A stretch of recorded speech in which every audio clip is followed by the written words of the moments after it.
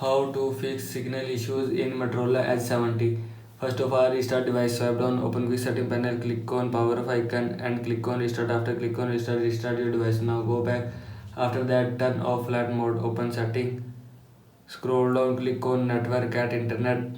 Now here you will see airplane mode. And if you want to turn off flight mode, then turn off this button. After turning off this button, turn off flight mode from your phone. Now go back.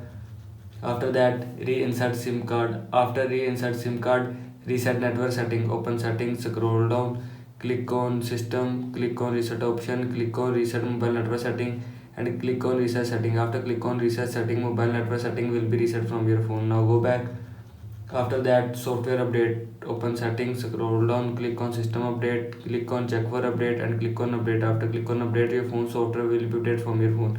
This is how you can fix no signal issues in Motorola H70. I hope you like this video and thanks for watching this video.